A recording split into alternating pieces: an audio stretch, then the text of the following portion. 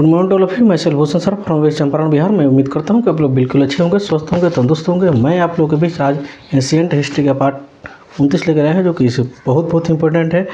आज जो सेशन होने वाला है बहुत इंपॉर्टेंट होने वाला है। आप मेरे वीडियो में शुरू से अंत तक बने रहिएगा। यदि बने रहिएगा तो समझ जाइएगा आज के इसी वीडियो में किस चैनल पर किस टाइप का वीडियो डाला जाता है। भारत के कोई ऐसे प्रतियोगी परीक्षा ना हो जिससे इसमें से ऑब्जेक्टिव ना आवे।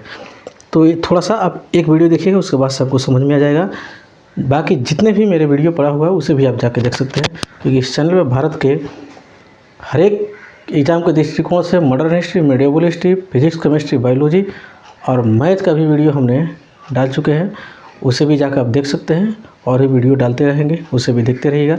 तो ज़्यादा देर ना करते हुए मैं अपने सेशन को शुरू करने जा रहा हूँ, जो कि है अशोक के बारे में ये चल रहा है। ठीक है। कलिंग में हुए भीषण नरसंहार को देखकर अशोक का हृदय परिवर्तित हो गया। अब हृदय परिवर्तित इसलिए हो गया क्योंकि वो जो कलिंग का जो युद्ध हुआ था उसमें इतना ज़्यादा सैनिक मरा कि जब युद्ध हो रहा था तो कोई तो आगे देखता है, कोई पीछे तो देखता नहीं है। कोई योद्धा होगा तो आगे देखेगा, पीछे थोड़े मुड़ के देखेगा, क्योंकि पीछे मुड़ के देखने का मतलब वह कायरता। अब कलिंग का युद्ध होते गया, उसका जब युद्ध ये समाप्त हुआ तब जब यह देखा तो अशोक तो देखा कि ये भाई तो नदी बह रहा है खूनों का।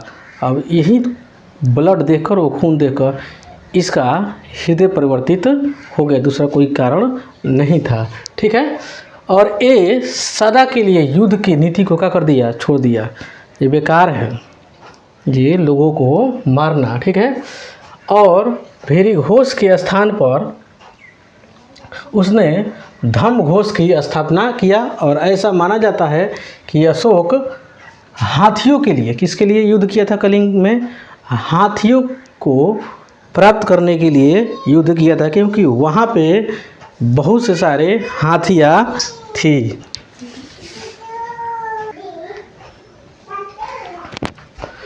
ठीक है। तो उसने किसके लिए युद्ध किया था कलिंग में, हाथियों के लिए किया था, ऐसे माना जाता है। ठीक है। इतिहास में इसे पढ़ने को मिलता है। ठीक है। कलिंग आक्रमण के बाद अशोक बौद्ध धर्म को अपना लिया। किस धर्म को अपनाया, बौद्ध धर्म को अपना लिया। इसे बौद्ध धर्म के अपनाने की प्रेरणा इसी के भतीजे निग्रोध ने दिया था। किसने दिया था, निग्रोध ने दिया था। ठीक है। जबकि बौद्ध धर्म का शिक्षा इनको कौन दिए थे, ये उपगुप्त दिए थे। कौन दिए थे, उपगुप्त दिए थे अशोक को बौद्ध धर्म की शिक्षा। ठीक है। अशोक शुरुआत में ब्राह्मण धर्म को मानता था। किस धर्म को, ये शुरुआत में ब्राह्मण धर्म को माना था, लेकिन वो कलिंग युद्ध के बाद ये निग्रोध जो उनके भतीजा थे उनसे प्रेरणा लेने के बाद ये ब्राह्मण धर्म को छोड़कर इन्होंने ये बौद्ध धर्म को अपना लिया। ठीक है। पर बाद में बौद्ध धर्म अपनाने लिया। अशोक का बौद्ध धर्म उसका व्यक्तिगत धर्म था। क्या था, व्यक्तिगत धर्म था। उसने कभी भी बौद्ध धर्म को राजकीय धर्म घोषित नहीं किया। मैंने कहने का मतलब यह है, बौद्ध धर्म अशोक खुद बौद्ध धर्म को अपना लिया, लेकिन अपने राज्य में जो भी व्यक्ति थे, उनके प्रजा, उनको किसी को फोर्स नहीं करता था कि आप अपने धर्म को छोड़कर आप ये बौद्ध धर्म को अपना लीजिए। किसी को नहीं करता था, जो अपना स्वेच्छा से चाहता था वो आ सकता था, तो ये किसी को फोर्स नहीं करता था, ये कहने का मतलब था। ठीक है। किंतु अशोक बौद्ध धर्म को संरक्षण देता था। क्या देता था, संरक्षण देता था। ये बौद्ध धर्म के प्रचार के लिए, माने अशोक ने बौद्ध धर्म का प्रचार के लिए अपने बेटा और बेटी दोनों को श्रीलंका भेज दिया था। कहाँ भेज दिया था, श्रीलंका, जिसका नाम था महेंद्र और संघमित्रा। ये दोनों को, महेंद्र उनका बेटा था, बेटी उनकी संघमित्रा थी, श्रीलंका भेजा था। बौद्ध धर्म ग्रहण करने के बाद अशोक ने अपना राज्याभिषेक के 8वें वर्ष से ही धर्म यात्रा प्रारंभ किया, जिसका क्रम इस प्रकार है। पहले फर्स्ट में बौद्ध धर्म जब ग्रहण कर लिया तो पहले फर्स्ट में गया बोध गया, कुशीनगर, उसके बाद से गया लुम्बिनी गया, कपिलवस्तु गया, सारनाथ गया। ठीक है। और सरवस्ती अंतिम में ये गया। ये अपना शासनकाल के 10वें वर्ष सर्वप्रथम बोध गया की यात्रा किया था। जब ये शासनकाल में था तो सबसे पहले बोध गया में ये गया हुआ था। ठीक है, उसके 20 वर्ष बाद लुम्बिनी नामक एक ग्राम की यात्रा किया था। ठीक है, उसके 20 वर्ष बाद कर उसने क्या कर दिया, घटा दिया। कौन? अशोक। 1/8 भाग कर दिया। ठीक है, अशोक के काल में तीसरी बौद्ध संहिता कब हुआ था? 255 ईसा पूर्व में हुआ था। कहाँ पर हुआ था? वो भी पाटलिपुत्र में हुआ था। ठीक है, जिसका अध्यक्ष किसको माना जाता है? मोगलिनी पुत्र तिस्क को माना जाता है। ठीक है, ये वहीं अध्यक्ष थे। श्रीलंका के राजा ने सिंघली संप्रदाय को छोड़कर बौद्ध धर्म को अपना लिया था। श्रीलंका के जो राजा थे वो सिंघली धर्म को मानते थे, लेकिन ये बौद्ध धर्म आगे जाकर अपना लिए। ठीक है, क्योंकि बौद्ध धर्म जो है बहुत आकर्षक धर्म है, बहुत अच्छा है। आप बौद्ध धर्म के बारे में हमने स्पेशली इसका वीडियो में 4 पार्टों में मैं बनाया हूँ, उसे आप जाकर देख सकते हैं और देख कर समझ सकते हैं। मैं फोर्स आपको नहीं कर रहा हूँ कि आप बौद्ध धर्म को अपनाइए, लेकिन उसके गुण क्या था, क्वालिटी क्या था, वो आप जाते ही समझ जाएंगे। ठीक है, अशोक जो था सहिष्णु था। ठीक है, सहिष्णु का मतलब यह होता है कि किसी भी धर्म से ये भेदभाव नहीं करता था। ठीक है, ये धर्म ऐसा है, वो धर्म ऐसा है, ये धर्म अपनाना चाहिए। देख लीजिए, लोग पहले हम ब्राह्मण धर्म में रहते थे, अब हमने इस धर्म में आ गए, बौद्ध धर्म में आ गए। ऐसे इसको किसी से फोर्स नहीं करता था। अपना व्यक्तिगत अगर आपको लग रहा है कि हाँ ये अच्छा धर्म है तो आप आ सकते हैं, नहीं तो हम आपसे कहने नहीं जाएंगे। ठीक है, अगला देखो, जो भी अशोक जो बात करता था, जो श्रीलंका के राजा थे अशोक के उपदेशों को मानते थे, लेकिन श्रीलंका अशोक के अधीन था नहीं। ये भले ये बात है जो अशोक के बात उनको अच्छा लगता था, अशोक जो श्रीलंका के राजा थे उनको बात अच्छा लगता था, ये बात सही है, लेकिन श्रीलंका इनके अधीन नहीं था। ठीक है, अशोक के समय जो मुद्राएं चलती थी, जो नोट चलती थी, सोना के, चांदी के, तांबा के चलती थी। समझ में लो, अब इतना जो कंटेंट था बहुत इम्पोर्टेंट था। आपको इतने ही से समझ में आ गया होगा कि किस टाइप का कंटेंट है। अगर वीडियो अच्छा लग रहा है तो अगर अभी तक आप मेरे वीडियो को सब्सक्राइब नहीं किए हैं, सॉरी वीडियो को लाइक नहीं किए हैं और मेरे चैनल को सब्सक्राइब नहीं किए, तो इसे अभी सब्सक्राइब कर लीजिए। अब वीडियो को लाइक कर लीजिए, ज़्यादा से ज़्यादा लोगों के बीच में शेयर कीजिए। इंस्टाग्राम, फेसबुक जो भी जिस ग्रुप में है उस ग्रुप में शेयर कीजिए और सभी को बोलिए इसे भी सब्सक्राइब करने के लिए और इस वीडियो को देखने के लिए। और ख़ास बात यह है कि इसी चैनल के नाम से मेरा फेसबुक जो पेज पर सेम आईडी से चलता है, आप वहां पर भी जाकर देख सकते हैं, उसका लाभ उठा सकते हैं। ठीक है, अशोक का आजीवक संप्रदाय के लोगों को गया में स्थित बराबर की पहाड़ियों में 4 गुफा दान दिया। अशोक ने 4 गुफाओं को क्या कर दिया? दान कर दिया। कौन कौन था गुफा?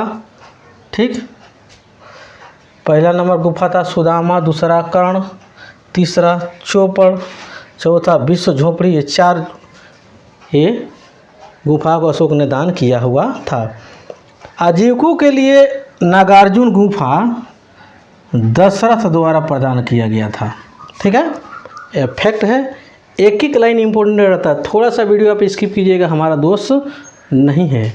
अब बाद में कमेंट मत कीजिएगा जी आपके वीडियो देखे थे अब परीक्षा में गए, ये बात ही नहीं था। ऐसे कोई ऐसे मैटर नहीं है जो टॉपिक हम लोग उठा रहे हैं जो कि परीक्षा में ना आने वाला हो और इससे छूट जाए, ऐसे हो नहीं सकता। ठीक है, इसका उत्तराधिकारी कुषाण था। कौन था इसका उत्तराधिकारी? जो था कुषाण था। ठीक है, इस अशोक के 5 पत्नियां थी। कितनी पत्नी थी? बाप रे बाप, 5 गो मेहरारू इनको रोली सुन आदमी रहे कि राक्षस रहे। ये तो कृष्ण जी थे का दादा। देखिए क्या नाम था उनके?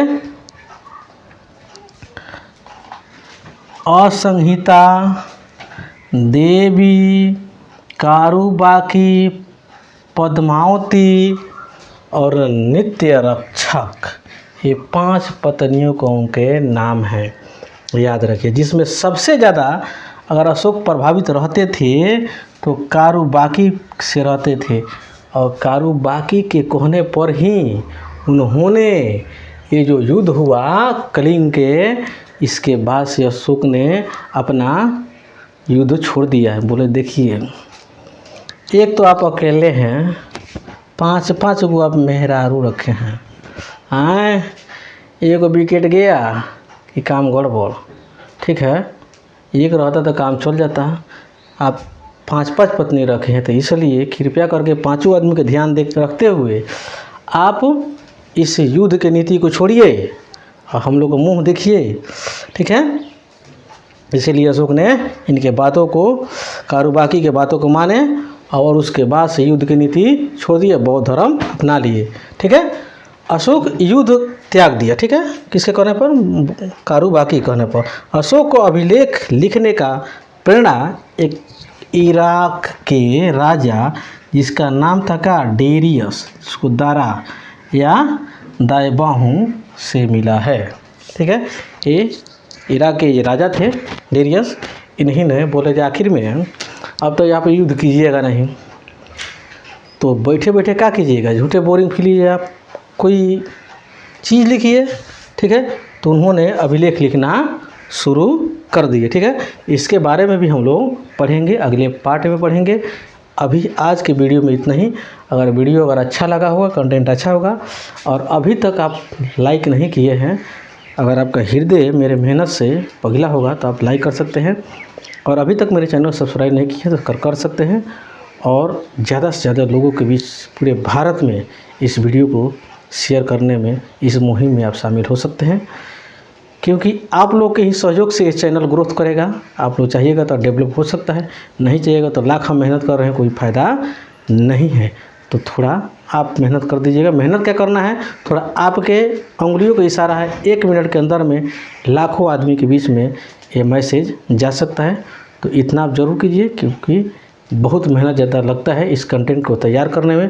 पूरे मेरे टीम इस पर काम करती है और बहुत ज़्यादा मेहनत करना पड़ता है इसको एक स्टोर करने में, और यहाँ पर लिखने में बार बार लिखना पड़ता है, बार बार मिटाना पड़ता है हर एक पार्ट को बनाने में। कोई तो डिजिटल बोर्ड तो है नहीं, आप देख सकते हैं, ठीक।